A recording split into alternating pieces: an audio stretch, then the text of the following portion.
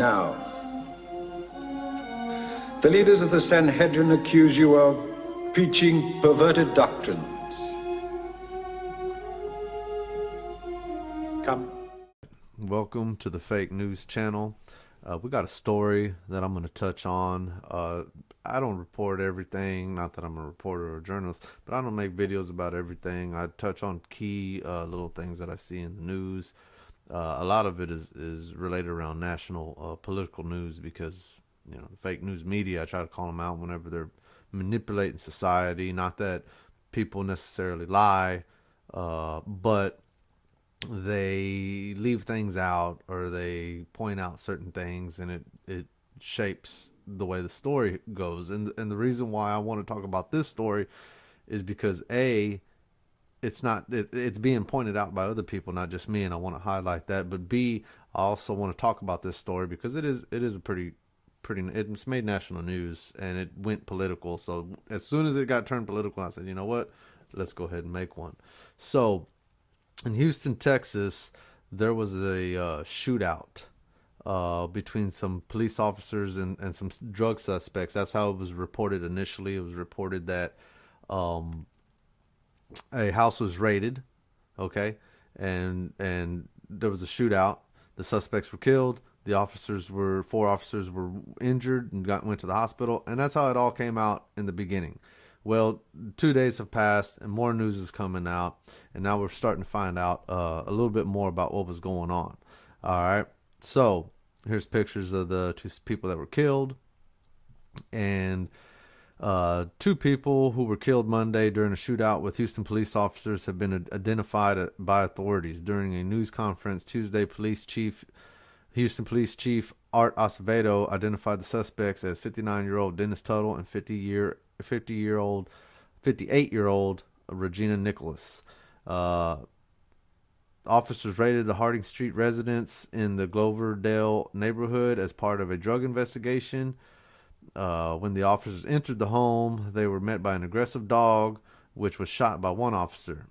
Tuttle walked out of the back room in the home and used a .357 revolver to start shooting at officers, wounding one of them.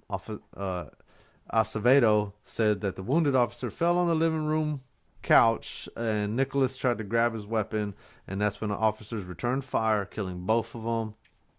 Obviously, the dog's already dead. This whole thing came about because people who lived in the neighborhood were the ones who reported drug activity at the home, which prompted the investigation. Okay, so they had a search warrant, and that was being served. People in the neighborhood, you got to remember this, people in the neighborhood, search warrant. This is what happened. This is what prompted it. So somebody called the police, said, hey, we got drug activity, and then somehow they must have got evidence to go get a search warrant from a judge, right? And remember, search warrant is not the same as arrest warrant. And you know, that's what led them there. All right.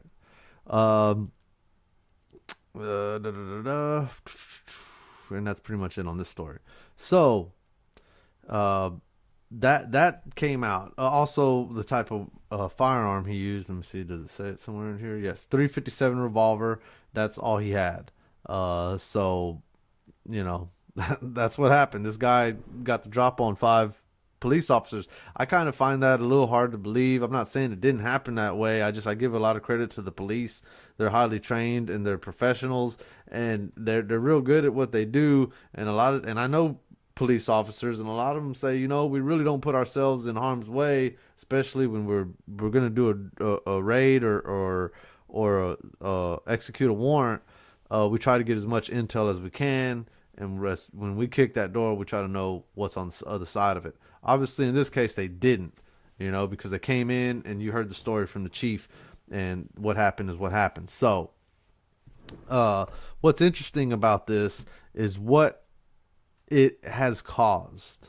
Okay, what has came out so far is kind of, I don't know. For me, it's tough. All right, so let's just start here. All right.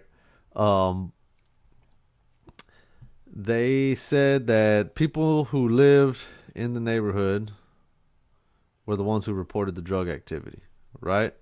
Okay, well, the neighbors are saying they're confused because it's far from drug dealers. All right, these people are not drug dealers.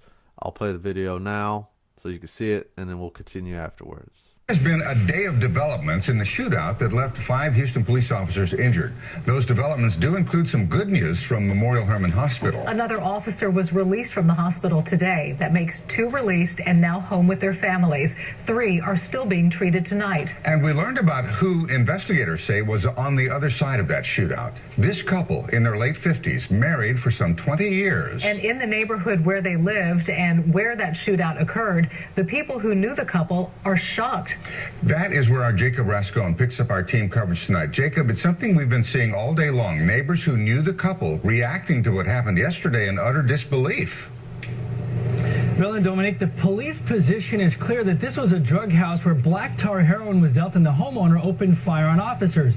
But in interviews with more than a dozen neighbors, some of whom knew the family, they say for decades, they're in utter disbelief and they're confused.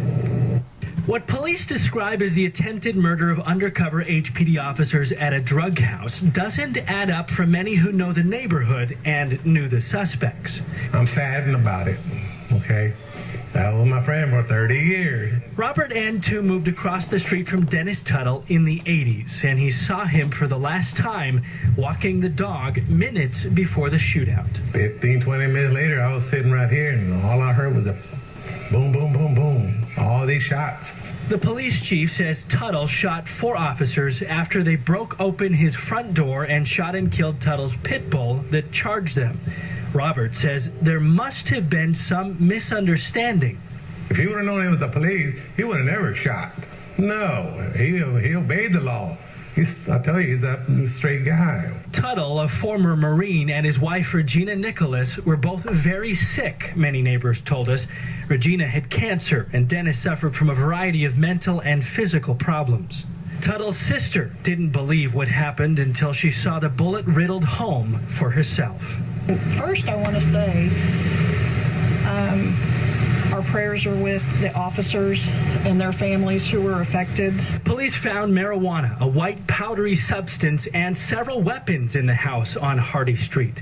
But none of that convinced the more than a dozen neighbors who talked to KPRC that this was a drug house or that its occupants were black tar heroin dealers, as police said. He's a veteran, but an upstanding man. He was an upstanding man.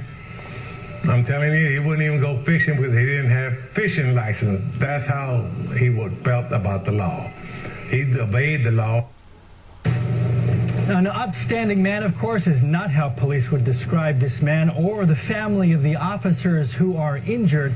The investigation into exactly what happened, including an internal investigation about department policy, is just getting underway. Of course, we'll follow all the latest developments there. Reporting live from Southeast Houston, Jacob Rascon, KPRC, Channel 2 News. All right, so the Houston police's position is clear. It was a drug house where black tar heroin was sold. All right, the homeowner opened fire and injured several undercover officers. So these guys didn't come in with the blue shirts on or the black, whatever the uniform. They were undercover, but obviously they probably made themselves known. Okay, and you heard the guy say, hey, you know, something must have happened. So the neighbors are not, they're not buying it, or they definitely have some questions about it. All right, so that came out, right? Now, the issue for me is this. Here's the issue for me. There's some contradicting going on, right? And things aren't looking right. Okay? So, what happens as soon as this stuff is happening, right? As soon as all this is happening, it's only been 2 days, okay? Then this happens. All right? The president of the union comes out and says, enough is enough. We're tired of dirtbags trying to take officers' lives. All right. And I'll play this video for you here where he actually does the press conference now. Let me just thank the community. The outpouring of support has once been amazing. It shows why Houston's the greatest city in the world. I want to thank Lieutenant Governor Dan Patrick, who already contacted us to make sure these officers are doing all right. And I want to thank all of our partners at HFD, all the officers out on that scene, who all played a crucial role in getting them down here. And certainly thank you to the medical staff, the world-class medical staff here that are taking care of our officers. But now I want to speak on behalf of the 5,200 brave men and women of the Houston Police Department and the other 800,000 police officers that are working these streets every single day, putting their lives on the line. We are sick and tired of having targets on our back. We are sick and tired of having dirtbags trying to take our lives when all we're trying to do is protect this community and protect our families. Enough is enough. And if you're the ones that are out there spreading the rhetoric that police officers are the enemy, well, just know we've all got your number now. We're going to be keeping track of all of y'all, and we're going to make sure that we hold you accountable every time you stir the pot on our police officers. We've had enough, folks. We're out there doing our jobs every day, putting our lives on the line for our families. Enough is enough. Now, please keep these officers in your prayers. All right. And, you know, you heard what he said, you know, but who is he talking to and who is he talking about? You know, that's the thing. Dangerous rhetoric, allowing people to think that they are above the law for any reason, is what one Omaha police officers tweeted at him. All right. You know, this was kind of a weird statement to come out. I mean, I know you're mad, I know you're upset and everything, and I understand what you're talking about, but it's kind of, where's the link? I'm not seeing, it's not like, all the violence that was happening on police officers these past 5 years or whatever, since, you know, I mean, come on, Black Lives Matter, hello. And now, and then this came out, right? This came out, and as soon as that came out, then you got activists, now they're speaking out. Now here comes Black Lives Matter, right? Because they feel like, well, hey, you're calling us out, you know, you must be talking about us. But you know, when the guy goes before city council, Ashton Woods, an organizer for Black Lives Matter, Houston, says the group does not advocate violence, and the controversy won't stop activists from speaking out about the case of alleged police brutality. He says he worries that Gamaldi's remarks will create deeper divides. So the union president comes out and he starts saying, we're tired of people shifting the narratives, right? About false narratives, right? We're tired of people putting a police on a target on the police back. And we got your number now. We're tracking you. You're going to be held accountable. But he never really calls out who he's talking about. Black Lives Matter comes out in front of the city council, says, whoa, whoa, whoa, whoa, whoa. I don't know who you know who you're talking about, but we're not going to be threatened like that or whatever. And they got a history. Okay. So Black Lives Matter's got a history with Houston. Okay. Put HPD. There's some tension there, but is that who they were talking to? Or were they talking about the news media running around the neighborhood to fact check what the chief said to see if the neighbors were the ones that reported it? You know, I mean, what was it that happened? How did this go down? It's very, there's a lot of questions, a lot of ins and outs. Where they're still combing through it. There's going to need to be some more things that come out. But not just that, okay, not just that, but then the chief of police, okay, so we got all this happening. Everybody's hearts and prayers and minds are going out to the police officers. We're getting the information. There's some question marks popping up. The union president comes out and starts, saying, hey, we got you. We're not taking this anymore. This is ridiculous, which I do agree with what he's saying, but it just looked weird. Like, why is it coming out? Why is he saying this? You know, then the Black Lives Matter people come out and they're like, whoa, whoa, whoa, whoa. You know, that didn't have nothing to do with us, you know, or whatever, which is odd because you know, I'm pretty sure if it would have been a black couple and the question marks were there, they probably would have been out marching, but that's another issue. And I'm not going to say nothing about that. And then the the HPD chief comes out and he says this, watch. My personal frustration at lawmakers that know that we have a public health epidemic in this country that we call gun violence. We know that that for whatever reason they offer a lot of prayers, but you know what? We don't need prayers from, we didn't elect people to pray for us.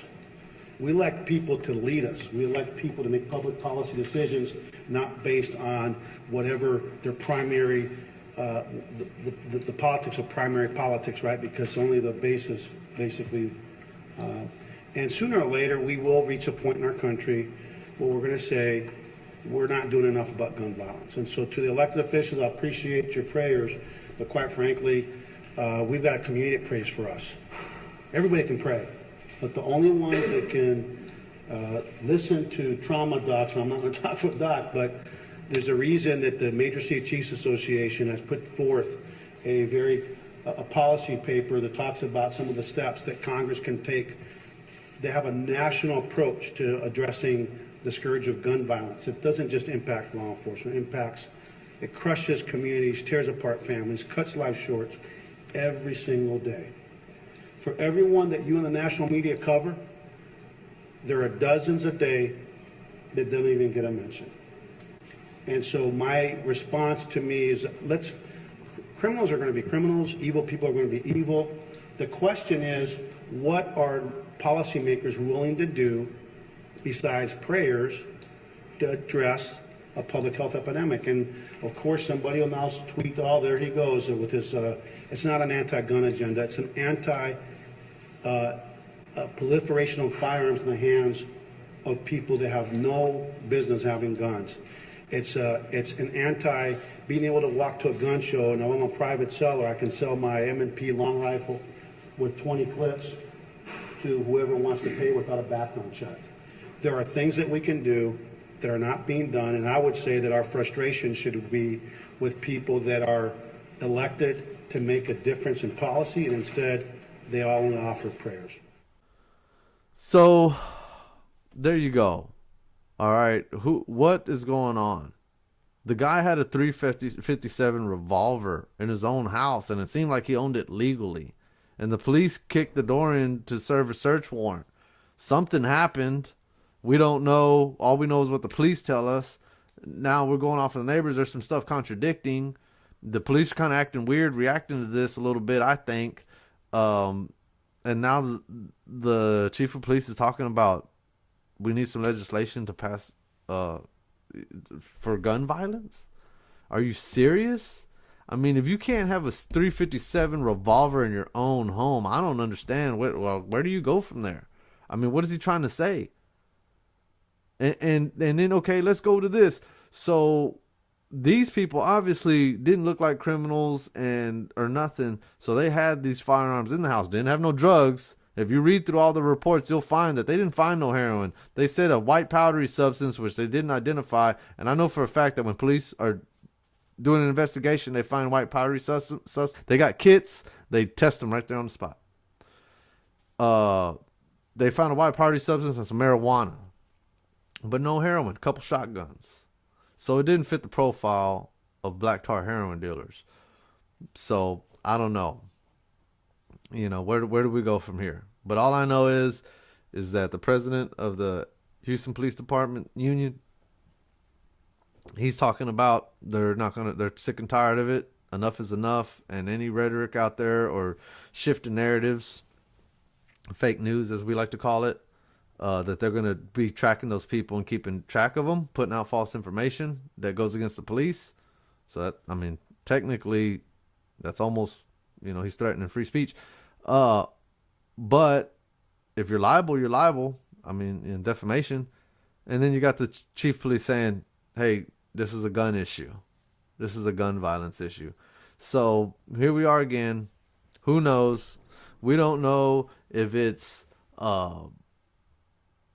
is it a drug issue? Because apparently you were there to find some drugs. Is it a black tar heroin issue? No. Is it a rhetoric issue? It didn't seem like it. There was a contradiction in the statements put out by the police, and the news caught it, and the union got upset.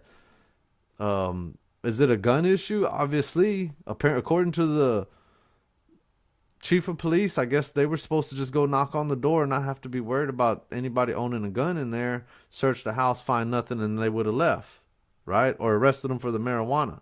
Definitely he wouldn't have gone down for black tar heroin, so why did he feel like he had to pull his pistol and fire at the police officers?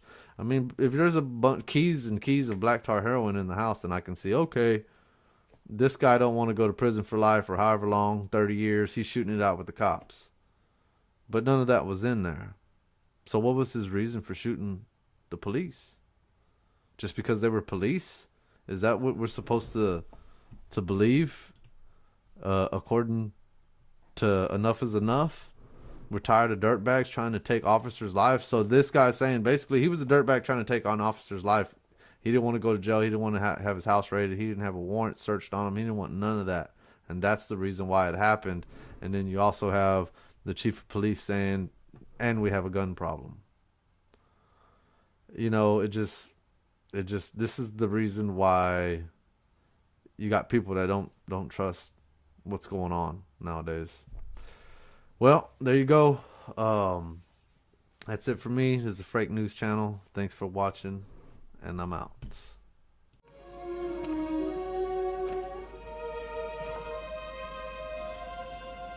They also say you call yourself the King of the Jews.